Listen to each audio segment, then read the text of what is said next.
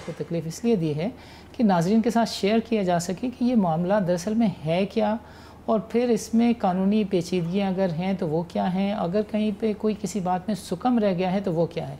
हमारा साहब, मेरी आपसे दरख्वास्त होगी कि आप हमारे नाज़रीन के लिए ज़रा थोड़ा सा इसका बैकग्राउंड ओवरव्यू दे दें, और फिर हम आदिल गफ़ार साहब से इसकी तफसीलात पे बातचीत कर लेंगे। थैंक यू सानी। आई थिंक सबसे पहले तो मैं ये बोलूँगा कि अगर आप दूसरी साइड को भी बुला लेते तो उनका व्यू भी मिल जाता और फिर डिबेट करते तो बेहतर होता, मगर गुजारिश ये ज़रूर करूँगा कि आप उनसे व्यू ज़रूर ले लीजिएगा और नाज़रीन के साथ शेयर कर लीजिएगा ताकि उनको भी पता लग जाए कि एग्जैक्टली क्या स्टोरी है। होलिस्टिक अगर मैं पिक्चर बताना चाहूँ आपको, ये हम समझते हैं, I could be wrong, but ये जो ड्यू प्रोसेस है वो सही फॉलो नहीं किया गया। ऑलमोस्ट हाफ जो प्रॉपर्टी है, वो एसेट्स जो हैं, वो सेग्रीगेशन जो हुई है वो रफली अबाउट 4 बिलियन की है, इफ़ नॉट लिटिल मोर, और वो आपने हाफ जो है साइड पे कर दिया और PSX को अलहदा कर दिया है। अगर आप उसकी अर्निंग्स जो रेवेन्यू है कंपनी के उससे आप डिवाइड करते हैं, सिंस जो बेस छोटा हो गया है तो ऑटोमेटिकली रेवेन्यू बढ़ जाता है, स्पेशली जब आप डिप्रिसिएशन उससे निकाल लेते हैं। सो आपका फिगर बहुत अच्छा हो जाता है। इसको अगर आप कहना चाहेंगे तो ये फाइनेंशियल जगदरी भी में आएगी, और अगर आप लोकल लफ्ज़ में बोलेंगे तो एक सॉर्ट ऑफ क्रूड वर्ड है, बट टोपी ड्रामा भी कह सकते हैं इसको। सॉरी, बोलिए। जी ठीक है, प्लीज़ अच्छा, कंटिन्यू कीजिए। उस हवाले से मैं जो बोल रहा हूँ, जो प्रोसेस होना चाहिए था वो ऐसा होना चाहिए था कि PSX ने एक प्रपोज़ल दिया जो कि बोर्ड में गया, बोर्ड ने उसको अप्रूव कर दिया। मैं यहीं रोकूंगा बात को कि बोर्ड के पास कोई अथॉरिटी नहीं थी अप्रूव करने की, वो सिंपली एक EOGM कॉल करता। EOGM में अगर उसको रेजोल्यूशन मिल जाता अबाउट 75% का तो वो पास हो जाता और सिंपल सी बात ख़त्म हो जाती। और यहीं पे अगर ये गलती हो भी गई, जो एक्सटर्नल ऑडिटर है Ernst and young is a very big international name, उनने भी इसको शायद ओवरलुक कर लिया, या उसकी वज़न नहीं ली, या उसको गेज सही नहीं कर सके, आई डोंट नो क्या बात थी उसमें। बहरहाल उनने भी उसको ओवरलुक करके ये मिनट्स ऑफ द मीटिंग में एक्सेप्ट करके जाने दिया। IFRS, आदिल भाई क्लियरली बता देंगे कि IFRS 5 इज़ वेरी क्लियर कि एक पीरियड होता है 12 मंथ्स तक आप कर सकते हैं इसको, उसके बाद लैप्स हो जाता है। पर इशू वो नहीं है, इशू ये है कि आप 183 के अगर सेक्शन से चलते भी हैं कंपनीज़ एक्ट से तो आपको पता लग जाता है कि एक्चुअल प्रोसीजर करना क्या है। एक सिंपल सी बात बोलूँगा सनी, वो ये है कि हर मज़हब में, हर माशरे में रूल्स एंड रेगुलेशन होते हैं फॉलो करने के लिए अक्रॉस द बोर्ड। हमारे कॉर्पोरेट वर्ल्ड में भी सिंपल सी बात है कि रूल्स एंड रेगुलेशन है, और इस पर्टिकुलर केस में I think companies act 2017 and IFRS का 5 का हवाला है, तो वो बहुत क्लियर है। That is what I would like to state at this time. Adil साहब, ये वाली बात जो ख़ास तौर पे कही जा रही है कि कानून से हटकर वो ये ड्यू प्रोसेस फॉलो नहीं किया गया, तो कानून में कहीं लिखा हुआ है कि ये चीज़ इस तरीके से नहीं हो सकती? देखिए, हमाद साहब, बहुत शुक्रिया आपका। हमाद साहब ने बहुत अच्छा एलॉबरेट किया इस चीज़ को। इसको मैं ज़रा थोड़ा सा वक्त दीजिएगा तो मैं इसको आगे बढ़ाता हूँ। स्टॉक एक्सचेंज की मैनेजमेंट चाहती क्या थी? स्टॉक एक्सचेंज ने कहा कि हम अपने ऑपरेशंस को अलग करना चाह रहे हैं और प्रॉपर्टी को अलग करना चाह रहे हैं। इसका मतलब है स्टॉक एक्सचेंज की जो बैलेंस शीट है वो इस वक्त 10 अरब रुपए के करीब थी लास्ट ईयर, उसमें से तकरीबन 4-4.5 अरब रुपए के प्रॉपर्टी की कंपनी अलग बनाना चाह रही है, वो प्रॉपर्टी की, ठीक है। जब वो ये काम करते हैं तो हमारे जहन में एक सवाल आया कि क्या बोर्ड ऑफ डायरेक्टर्स के पास ये पावर्स हैं कि वो ये काम कर सकें। तो हमने कंपनीज एक्ट 2017 को खोला, सेक्शन 183 पढ़ा, पावर्स ऑफ डायरेक्टर्स। सेक्शन 183 का सब सेक्शन 3 है, उसमें कैटेगोरिकली लिखा हुआ है board of a company shall not except with the consent of the general meeting. Board of directors के पास पावर नहीं है except with the consent of the general meeting कि वो ये काम कर सकें। और वो काम कौन से हैं? वो सेल, लीज और otherwise dispose of the undertaking और अ साइजेबल पार्ट देयर ऑफ, यानी वो ना बेच सकते हैं, ना लीज करवा सकते हैं या कर सकते हैं, और ना ही अदरवाइज डिस्पोज ऑफ कर सकते हैं।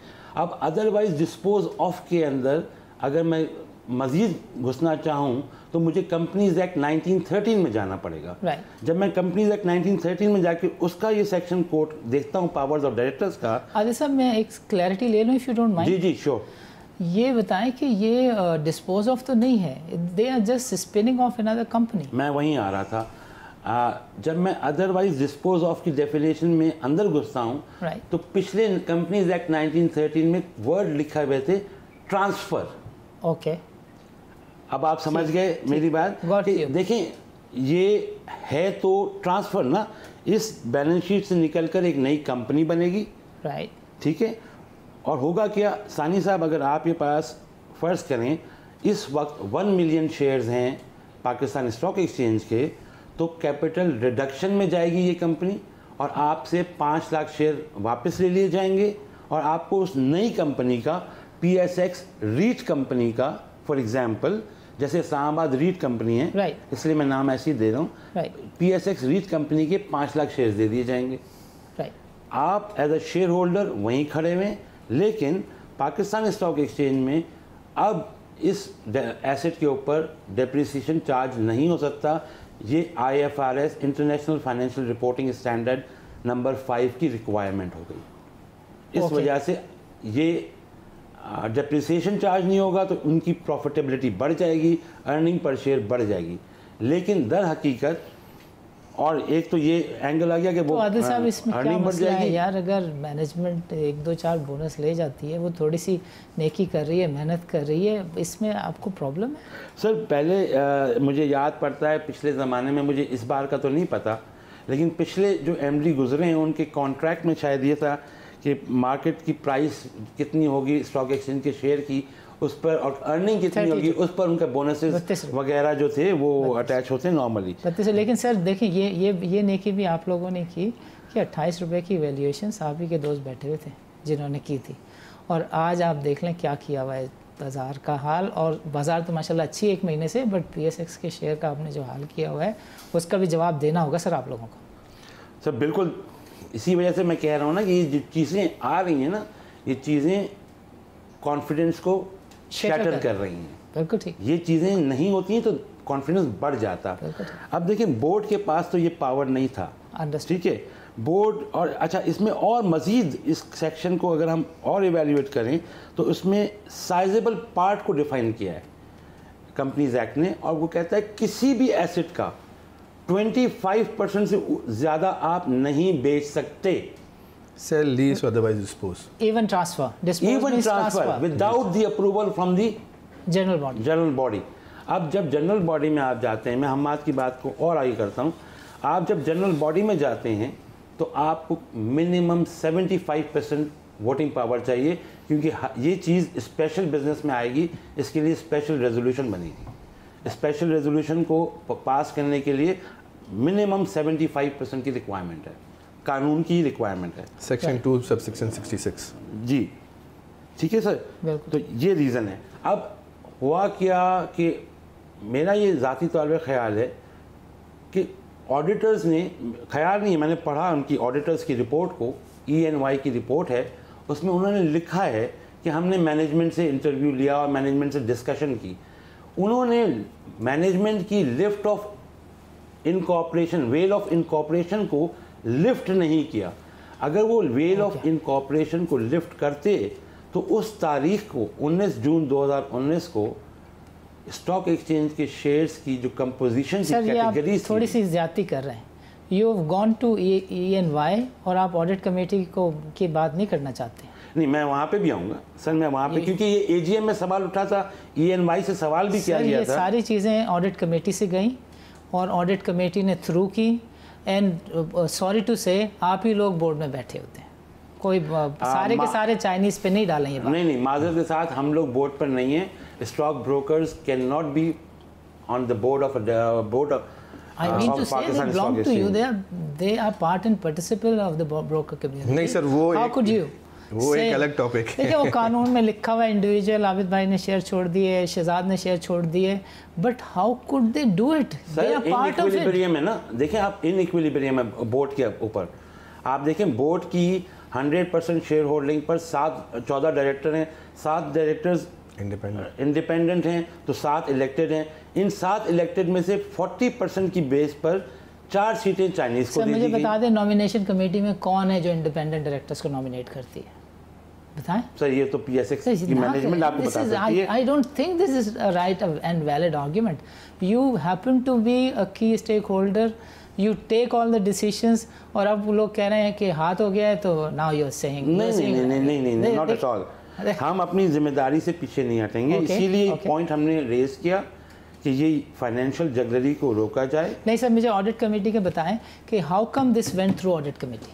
ये तो आप PSX की मैनेजमेंट से पूछ सकते हैं ना, हम कैसे बता सकते हैं कि ऑडिट कमेटी के चेयरमैन उस वक्त मसूद नकवी साहब थे।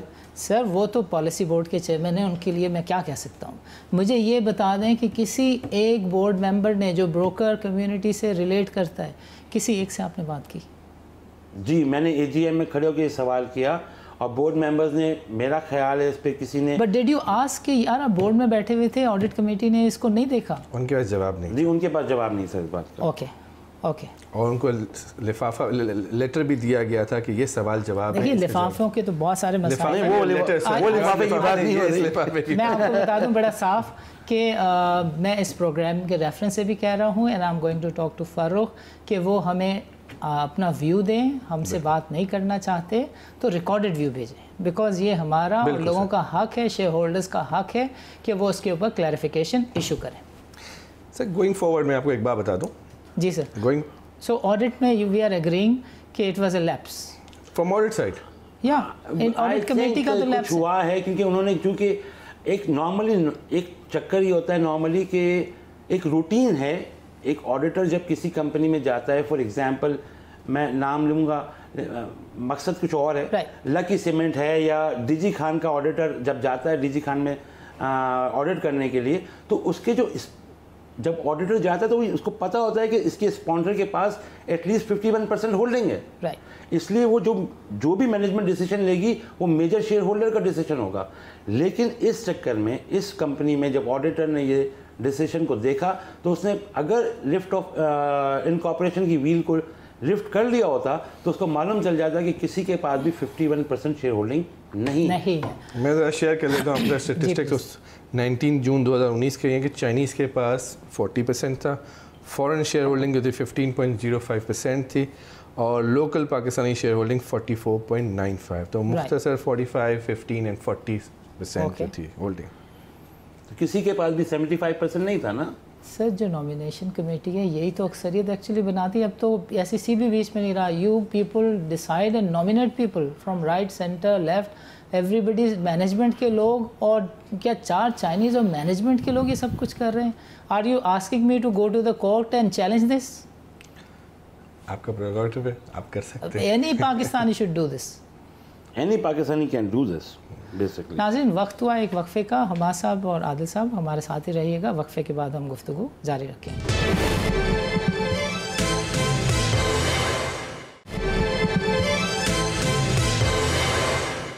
वेलकम बैक नाज़रीन। वक्फे से पहले हम बातचीत कर रहे थे कि there seems to be an oversight at the end of the audit committee of the stock exchange, और फिर हमने देखा कि एक एक्सटर्नल एंटिटी है, ऑडिटर है, उसने भी कुछ चीज़ों को बहुत ही क्लियरली और माइन्यूटली देखकर कहा कि yes there appears to be a lapse. So अब हमाद साहब आप थोड़ी सी हमें तफसील बताएंगे कि ये वाली चीज़ें आज किस स्टेज पे हैं, और इसमें अगर फर्दर चीज़ें कुछ बेहतर करनी हैं, what is going to be your next action? एक मिनट, मैं पहले तस्हीह कर दूं आपको कि ऑडिटर ने ये नहीं कहा कि लैप्स है, यही तो शिकवा है, यही तो ऑडिटर से शिकवा है। उन्हें ये कहना चाहिए था कि यहाँ पे, क्योंकि उन्होंने अपने ओपिनियन में ये लिखा है कि it is in conformity with companies act 2017। सो उनका यही शिकवा है कि उनको ये नहीं कहना चाहिए था, और उनको एम्फेसिस पैराग्राफ डालना चाहिए था कि कानून की पासदारी नहीं हुई है, ये वायलेशन है कानून की।